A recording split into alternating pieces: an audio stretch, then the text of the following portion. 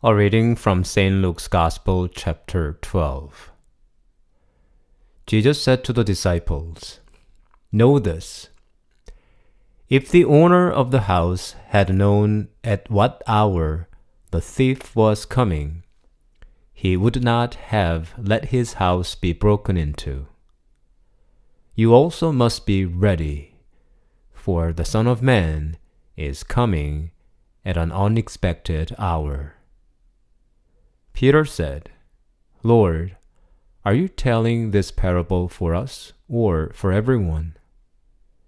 And the Lord said, "Who then is the faithful and prudent manager whom his master will put in charge of his slaves to give them their allowance of food at the proper time? Blessed is that slave whom his master will find at work when he arrives. Truly I tell you, he will put that one in charge of all his possessions.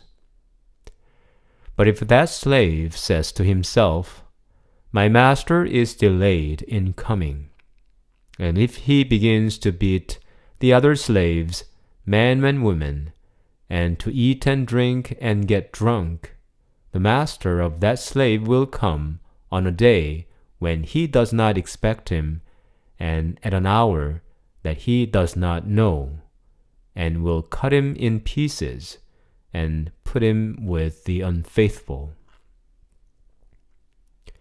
That slave who knew what his master wanted, but did not prepare himself or do what was wanted, will receive a severe beating.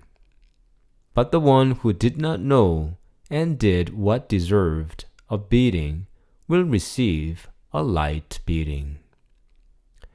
From everyone to whom much has been given, much will be required, and from the one to whom much has been entrusted, even more will be demanded."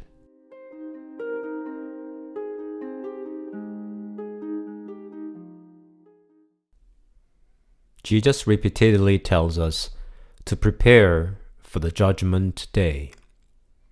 But do I feel its approach even remotely? Honestly speaking, I don't. Each day gives me enough things to make myself busy. Christmas is not far away now, and our parish Catholic Women's League ladies are already receiving orders for parish Christmas cards. And I am thinking about buying a generator for the parish church for this winter, for we had bad power outage last winter. Probably many of us are preparing now for this winter. Do I still find time to prepare for the judgment day? Does it have a place in my mind at all? We want just to get through this pandemic as fast as we can without getting sick. And we wonder about what it would be like after the pandemic. But who thinks about the end of the world now?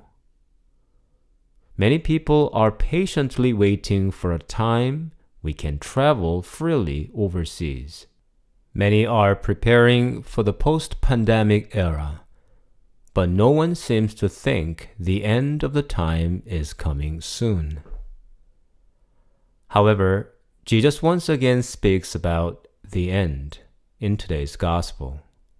Is he just encouraging moral uprightness by constant watchful care?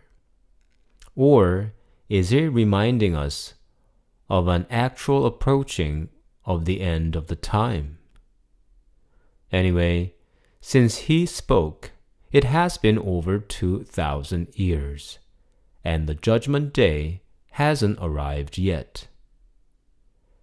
The earliest Christians believed the end was approaching very soon, and they lived according to this assumption. They lived each day as if it was the last day of the world.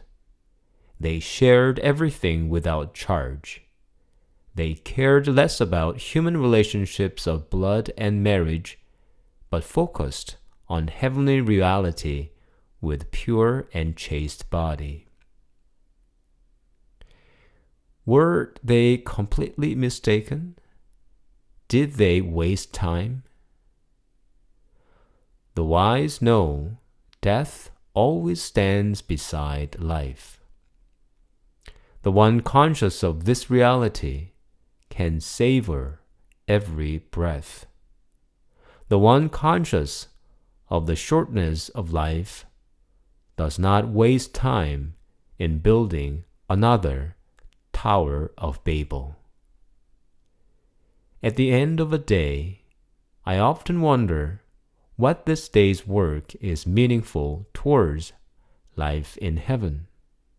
And I regret. Very often lots of works are not so much more meaningful than a full rest all day. I pray that I may not lose sight of the Lord's coming, and I pray this alertness may keep me away from useless vanities and let me enjoy the gift of life and the world.